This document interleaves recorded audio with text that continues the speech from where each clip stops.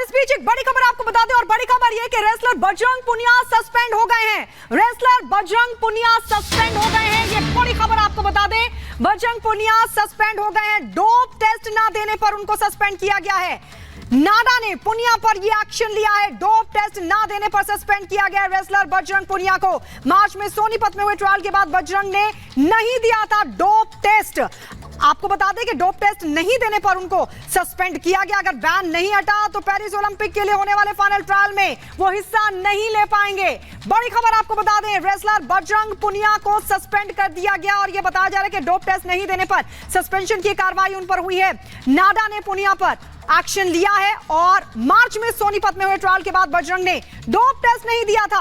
और बड़ी बात यह है कि अगर बैन नहीं हटा तो पेरिस ओलंपिक के लिए होने वाला जो फाइनल ट्रायल है उसमें हिस्सा बजरंग पुनिया नहीं ले पाएंगे। और ये बड़ी खबर आपको बता रहे हैं, बजरंग पुनिया को सस्पेंड किया गया है। रेसलर है बजरंग पुनिया, उनको सस्पेंड किया। नाडा ने बजरंग पुनिया पर यह बड़ा एक्शन लिया है। मार्च में सोनीपत में जो डोप टेस्ट हुआ था उसके जरिए यह फैसला लिया गया है और अब बजरंग पुनिया को सस्पेंड किया गया। डोप टेस्ट नहीं देने के चलते सस्पेंड हुए हैं और यह बड़ी अपडेट आपको बता रहे हैं, नाडा ने पुनिया पर यह बड़ा एक्शन लिया है।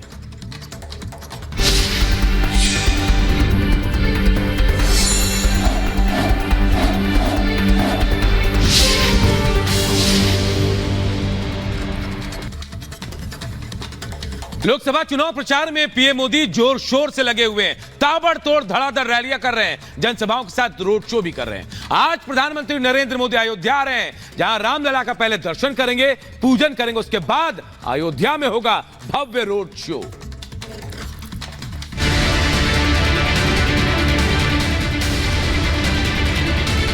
जय श्री राम 400 वाला परिणाम। Awadh mission hat trick vision. Super Sunday Ayodhya में रोड शो।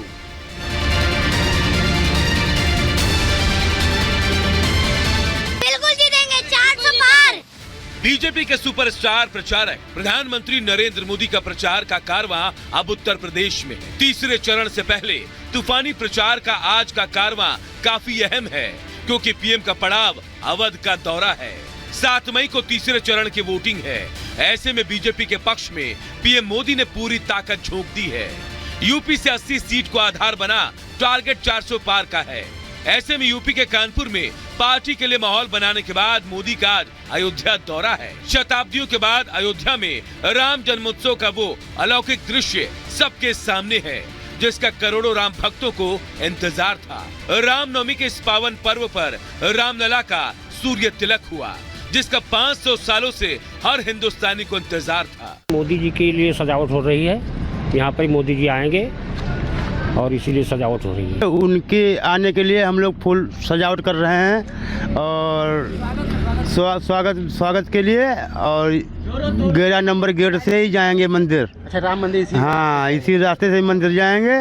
आज मोदी का दौरा भले ही चुनावी है, लेकिन लोगों में गजब का उत्साह है। एयरपोर्ट से अयोध्या तक के हाईवे की बैरिकेडिंग की गई है।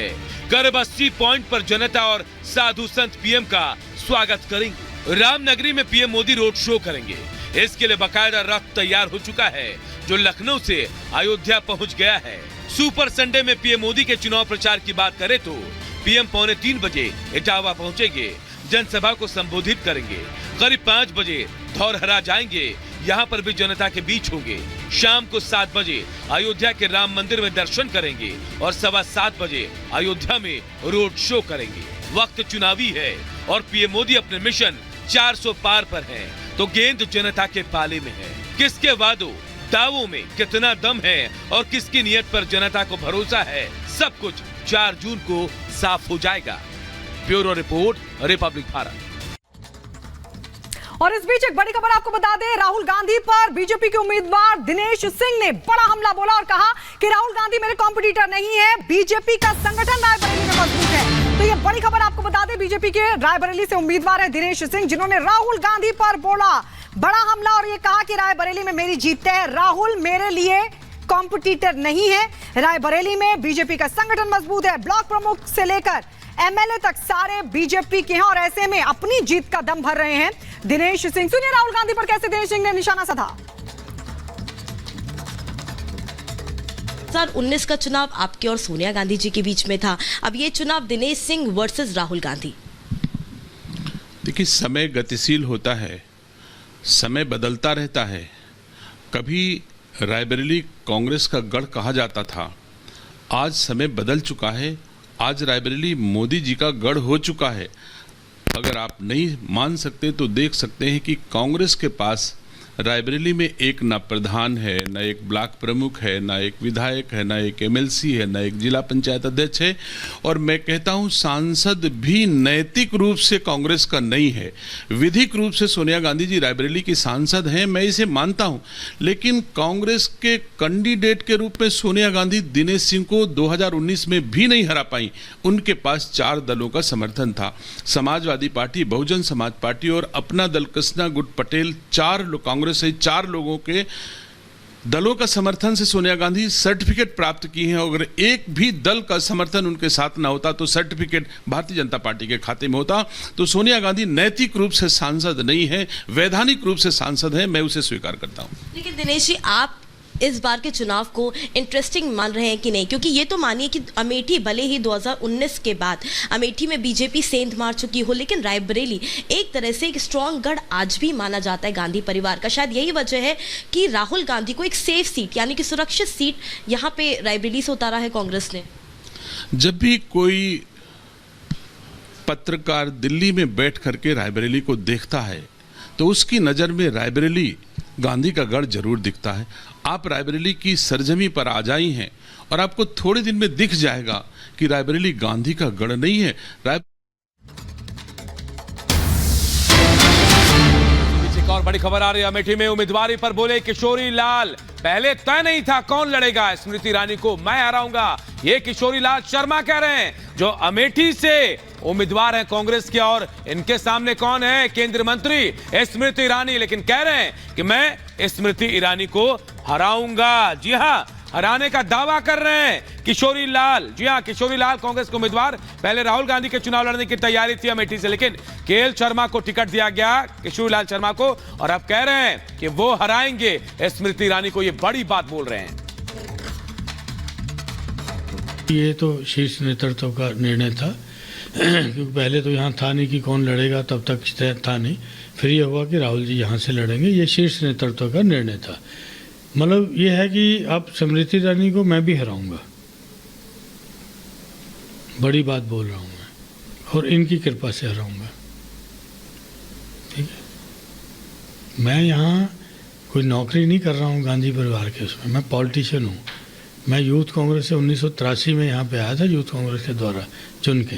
ठीक है, कोई कांग्रेस से एक सैलरी नहीं लेता हूँ कि कोई तनख्वाह लेता हूँ, शुद्ध रूप से पॉलिटिशियन हूँ। ठीक है, जो लोग कहते हैं कि ये वो, इनसे बड़ी शायद अब नहीं होगी बड़ी, लेकिन जब मैं आया था इनसे बहुत बड़ी हैसियत में रखता था तब। ठीक है, क्योंकि जिसको जैसे संस्कार मिलते हैं वो वैसा ही संस्कार वो प्रदर्शित होते हैं।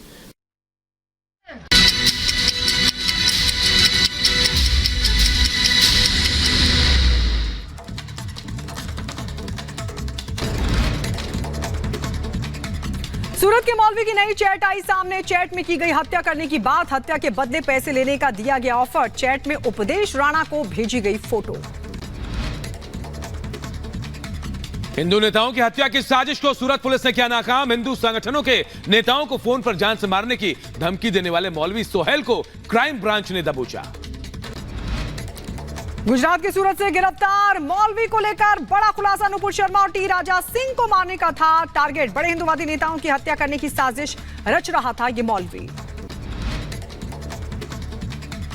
जम्मू कश्मीर में आतंकी संगठन जमात इस्लामी पर कार्रवाई तेज। पुलिस ने लोगों को आतंकी संगठन से दूर रहने की चेतावनी दी है। जम्मू कश्मीर के पुंछ में आतंकी हमला हुआ। हमले में वायुसेना का एक जवान शहीद हो गया, 4 जवान जख्मी हो गए, इलाज जारी है। आतंकी हमले के बाद पूरे इलाके को सेना के जवानों ने घेरा। सुरनकोट इलाके में सर्च ऑपरेशन जारी। हमले के बाद की तस्वीरें भी सामने आई। उत्तर प्रदेश के गाजियाबाद में नहर में नहाने गया युवक पानी के तेज बहाव में फंसा। कड़ी मशक्कत के बाद युवक को रेस्क्यू कर बचा लिया गया। वीडियो हुआ वायरल। मोकामा के पूर्व एमएलए अनंत सिंह जेल से परोल पर छूटे। अनंत सिंह पर जेसीबी से बरसाए गए फूल। लोकसभा चुनाव के दौरान मिला है परोल। कोलकाता में बीजेपी नेता शशि गोंड ने टीएमसी कार्यकर्ताओं पर लगाया हमले का आरोप। हमले में गंभीर रूप से जख्मी हुई बीजेपी नेता। पुलिस मामले की छानबीन कर रही है। मेरठ में नकाबपोशों ने व्यापारी पर की फायरिंग। घटना सीसीटीवी कैमरे में कैद। 4 हमलावरों की तलाश में जुटी है पुलिस। उत्तर प्रदेश के मुजफ्फरनगर में दूल्हे का इंतजार करती रही दुल्हन। दहेज की मांग पूरी न होने पर बारात लेकर नहीं पहुंचा दूल्हा। परिवार में मचा कोहराम। यूपी के शामली में आरएलडी विधायक पर अभद्र टिप्पणी करने वाला गिरफ्तार। मामले में समर्थकों ने जताया था आक्रोश।